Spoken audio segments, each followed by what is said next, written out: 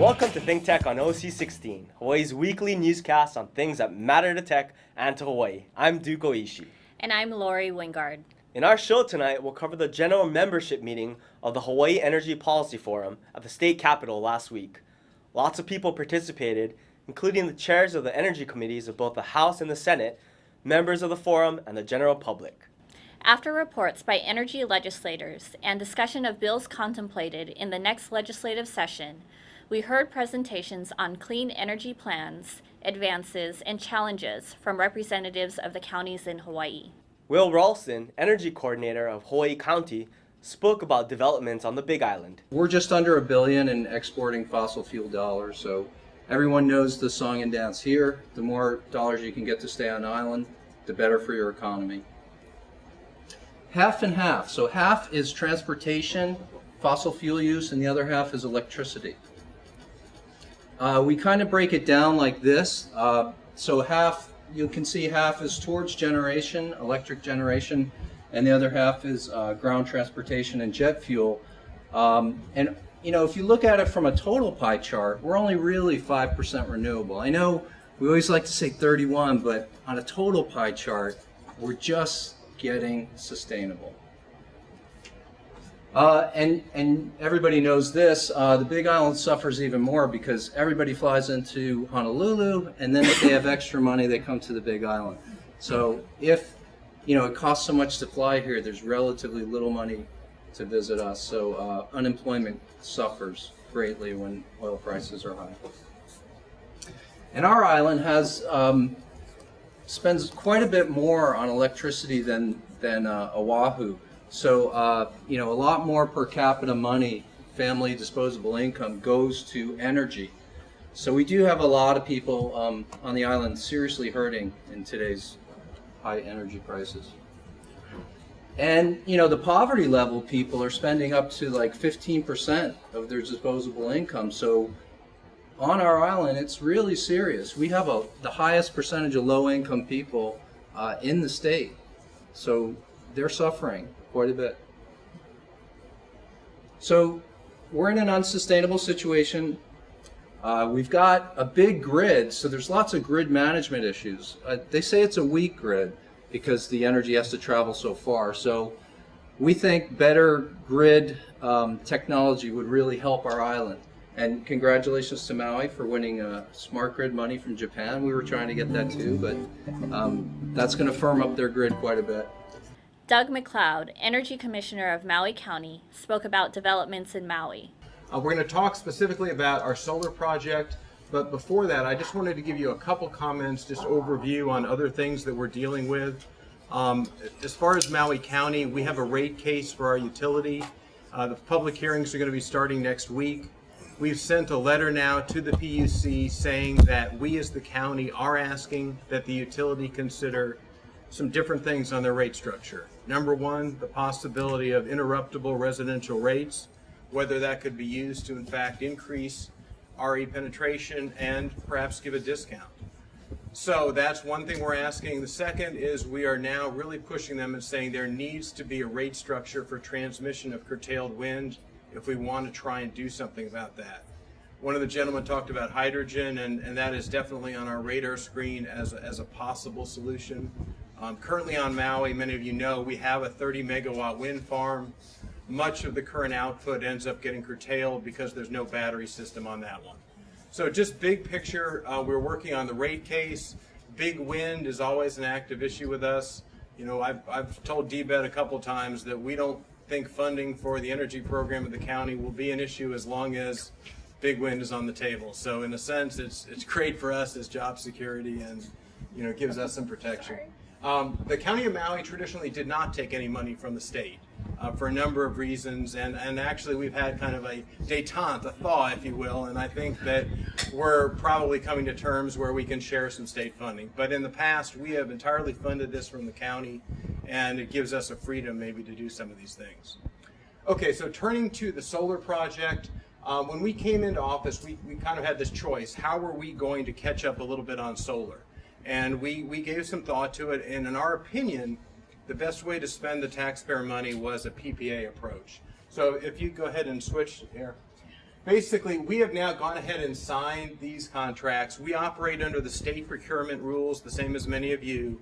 So we went out for bid. We went out for bid on 24 separate sites around the county.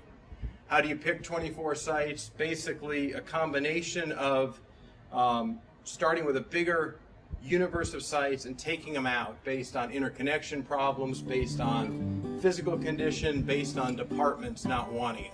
Glenn Sato, Energy and Sustainability Coordinator of Kauai County, spoke about developments in Kauai. Yeah, our overall strategy is basically, we want to make our county facilities as efficient as possible. And then we want to install renewable energy systems where feasible. We're looking at both our own systems and also PPAs, similar to what Doug is doing. And our third is we're trying to transition our county fleet to hybrids and electric vehicles. The first project that I'll talk about is our energy savings performance contract. When I first developed this project, it was to put in water department, wastewater, building division, and parks and recreation. And that would basically be almost every facility, every building within the county. The water department, for some strange reason, they opted out. They basically told me, there's three things you look for. If you have the money, you have the internal expertise, and you have the time, then you do it in-house. They told me they had all three, so I basically backed off. And they always look at themselves as semi-autonomous, so although it's a county agency, they see themselves as separate. So basically, I kind of backed off. So what we did was we issued a performance contract. I split out wastewater from buildings and parks just because of the technical differences. So right now we're doing a performance contract that covers our wastewater treatment plants at Wailua, Lihue, and Eleele. We've gone and selected Chevron Energy Solutions. They're doing an investment grade audit right now. And in their initial proposal, that's basically what they said that they would look at and what they felt had potential. Biogas cogen system at our Lihue wastewater treatment plant. That's an anaerobic system. They'll look at high-speed aeration blowers, DO controls, revolving drum sludge thickening system, replacing pumps, spark quality monitoring, and also they're proposing PV PPA. Kelsey Gaddy, Sustainability Coordinator for the City and County of Honolulu, spoke about developments on Oahu. All right, Oahu has one major difference from a lot of places, and we house one of the largest cities in the nation. 10th, according to some sources, 13th, according to others, which brings with it a lot of unique issues and a lot of old infrastructure and a lot of interesting things to work around for the renewable energy sector. Here's a quote that I like to look at just because it gives you that entire scope idea of what the nation is facing, not just the state of Hawaii or not just Oahu, but it gives us the starting point of how important and how big this really is and how great this really is that we're working on all together for this common goal for the better of the entire United States, not just ourselves. Next slide, please. So the question is really, what can we do as one part of this huge picture?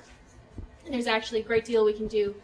Especially as a large city, we really have an opportunity to affect the transportation and what we're affecting our environment with in that sense. And we all know what it's like, even if you're driving from the airport, if you're driving from Kapolei, or if you're driving from the windward side, traffic here can be an absolute disaster. Traffic on all the islands can be a really difficult thing to deal with.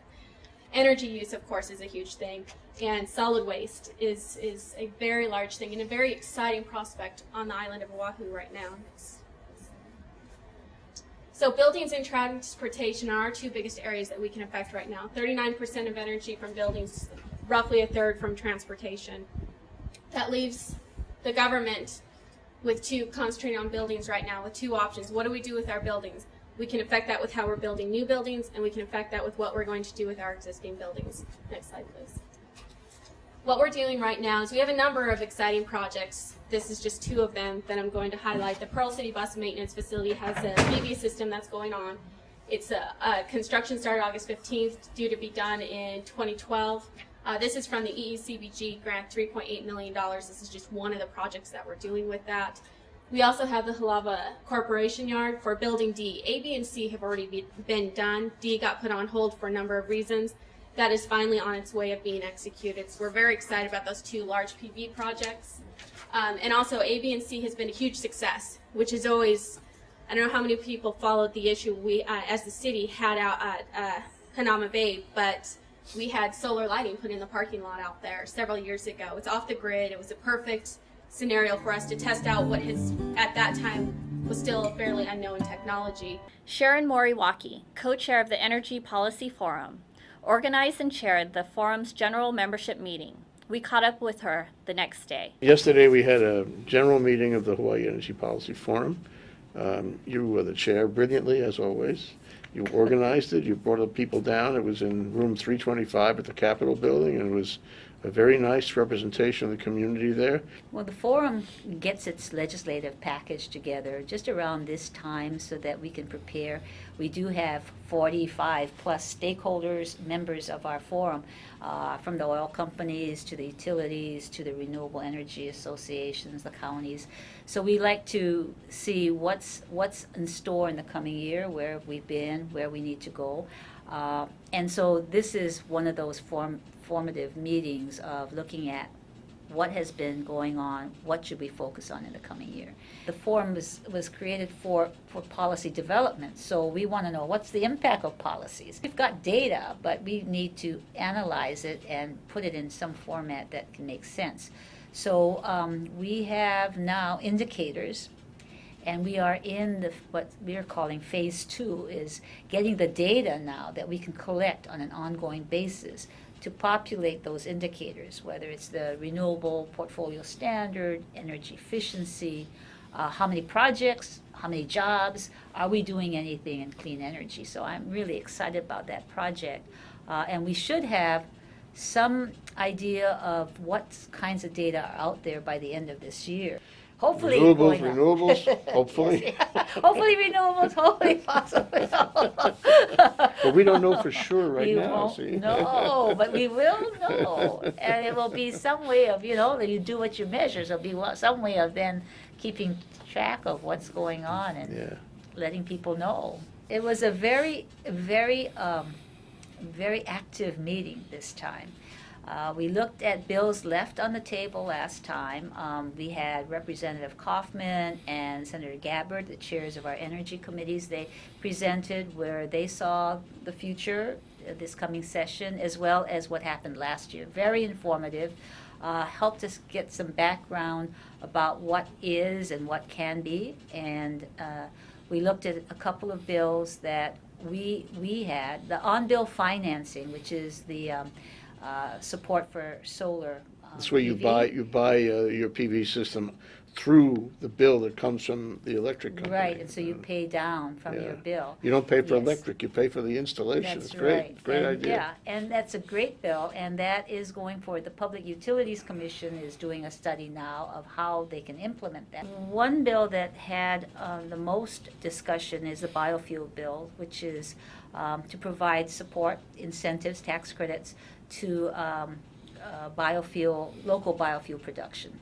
And it's a matter of looking at the bill that's already there in conference, and we hope that will be fast-tracked and passed out, and we can start making our own biofuels here, is really under discussion in terms of the breadth of what is considered a biofuel. So that Definition. The definition. Yeah, that'll be very interesting. Yeah. A lot of people have different views on that. That's true. And we hope that we will, once again, the forum can bring some consensus and have support for the bill that can actually move forward and be the first support for biofuel production locally. So our television series, the one with Hawaii I News want to now. ask you about that. Yeah, it's coming up. So actually we have a good segment on biofuel production, and that in relationship to food production, that we really have the need for both food and energy being created locally, and how do we do it. So this next show is going to be answering that question through a number of different eyes and kind of saying pretty much the same thing. And so I really would like your viewers to also see that show. Is coming up next week. The jewel in the crown, if you will, on the program yesterday was the counties. My reaction when they came around, when you set that up, was that, gee, the counties are actively involved. It's not just the state. I didn't know that. It's a sea change. Now we know the counties are actively involved. In fact, they're out in front of the state in some of these areas. What they told us, I think, is really good for the state to hear, that we're different. Each one is different, and they've got different programs, and they see the world differently. So if you have one law, it doesn't fit all counties. And then you see all of those members, those general members that you brought in, and you realize that they raise questions and have points that actually help develop the policy. And that if you didn't have them, you'd lose out on those points. So it's complex. You know, some people say, let's go, go, go, but you really have to listen to the community and figure out the best way. So you got a big job, Sharon. Well, thank you for helping and publicizing and getting our information out, because part of it is informing the public. The Hawaii Energy Policy Forum plays an important role in developing energy policy in our state. They're a non-government, non-profit, volunteer organization, and we're appreciative to them for their efforts in helping us achieve thoughtful and sustainable energy policy in Hawaii. The sea change that became obvious in this meeting is that each of the counties has created and staffed an office to shepherd renewable energy projects and policy. Finding this kind of activity at the county level is encouraging, and suggests that people in government do understand the need to move ahead on these projects, wherever they might be.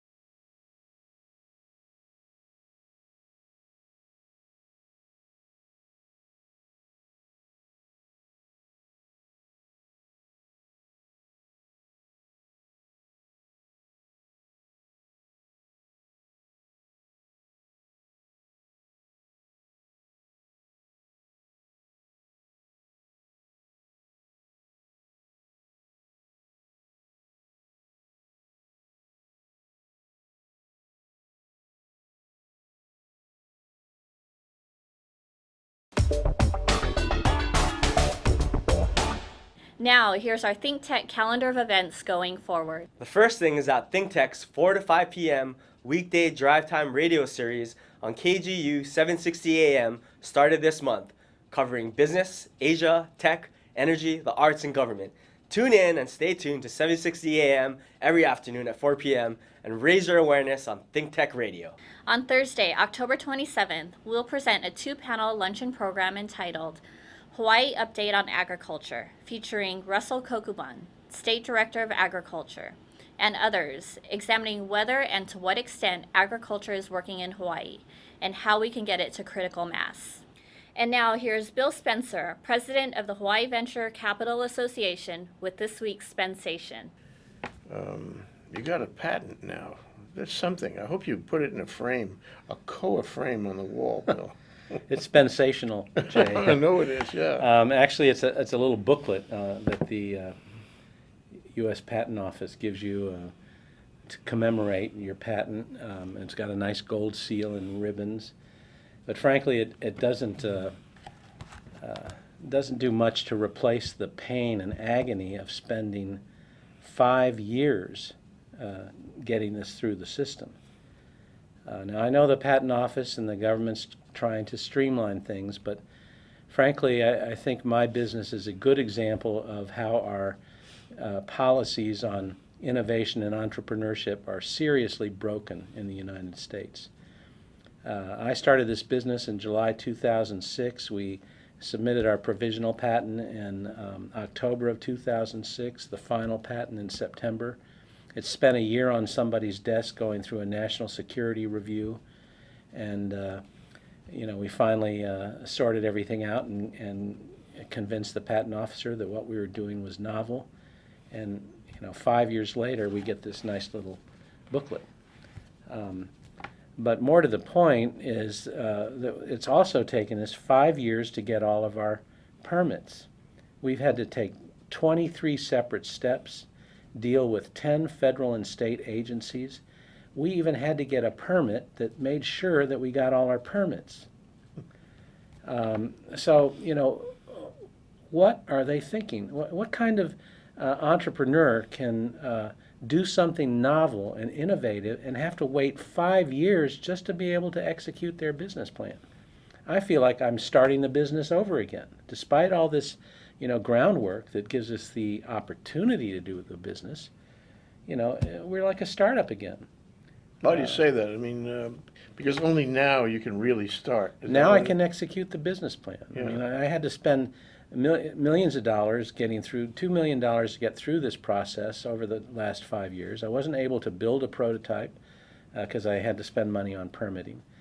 If we hadn't done the permitting ourselves and hired a permitting environmental agency, that alone would have cost $2 million. So,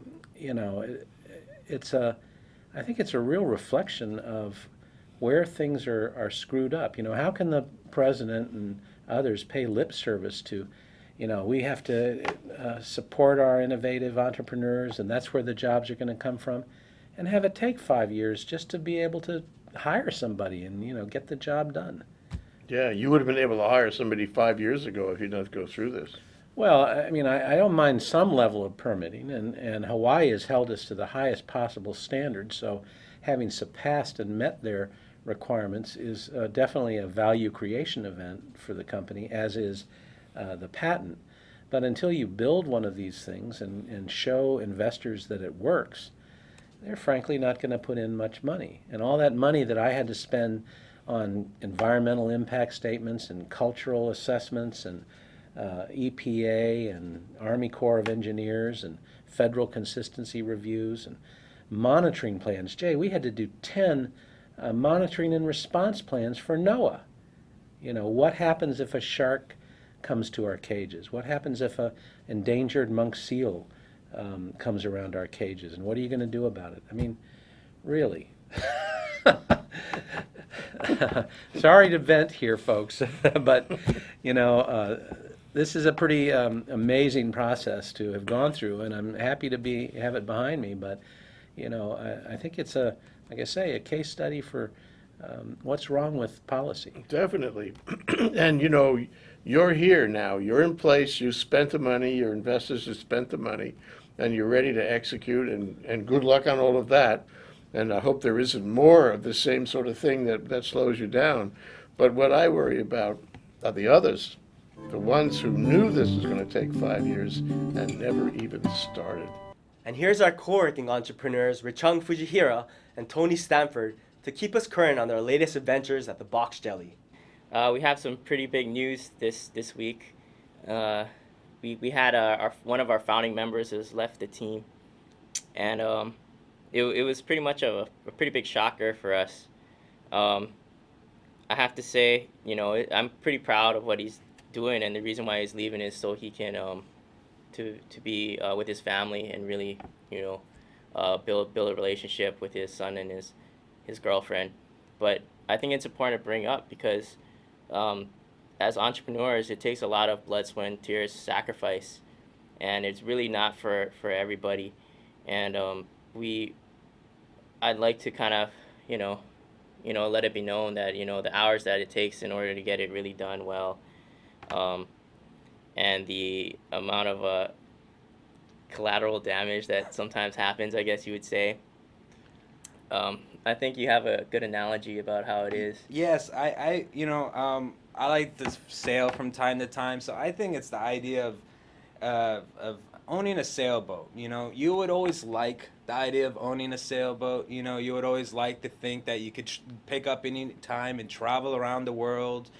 And it's not until you actually own one, start living on there to maintaining it, and actually, if you ever did sail around the world, fighting those rough seas, fighting a horrible storm of whatnot, and collateral damage in a sense, I think will play perfectly into this story. And so it's not until you actually go out there and do it where the mind shift changes. So I think everybody likes the idea of being an entrepreneur, but going out there and doing it, and and if my work day is only 12 hours that day, I said that was a good day. Yeah, literally. And so it's yeah, it does take a lot, and I'm thankful enough to have the Hogan program tell me, like, it gave me a setup where I thought what it was, and if I didn't have that forefront to jump off of with both feet to go see what it's really about, I wouldn't be here today. But it took a lot. Yeah. So we wish Brandon the best, and we have should we break it up into? We also have another partner that will be, or another person that will be leaving in about 6 months' time, and that was also even more of a surprise. So we wish them both the best. We have also a new player that came in about a month ago, and one that is scheduled to come in next week. So, we're a well-oiled machine, and we're keeping it moving. Keeping it moving on. It's so you address it in the best way you can, and then move on. Exactly. That's what you need to do. I think we can only say a few more words on that. I think we got to say, it's sacrifice is real. You got to work the way you live. Box Jelly, thank you. We'll be right back to wrap up this week's edition of ThinkTech. But first, we want to thank our underwriters. Thanks to the Schuyler Family Foundation, which supports a number of educational, cultural, and charitable organizations, including ThinkTech. Hawaiian Electric Company and its affiliates Miko on Maui and Helco on the Big Island are deeply committed to the communities they serve.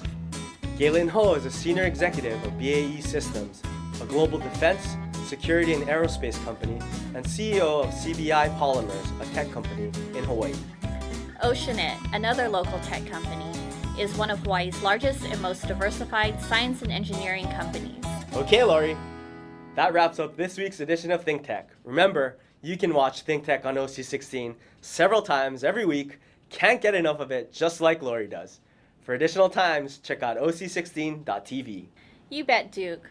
For lots more ThinkTech videos and for underwriting and sponsorship opportunities on ThinkTech on OC16, visit thinktechhawaii.com. Be a sponsor. Help us reach Hawaii. I'm Duke Oishi. Thanks for joining us on ThinkTech. Aloha, everyone. I'm Lori Wingard. See you next time.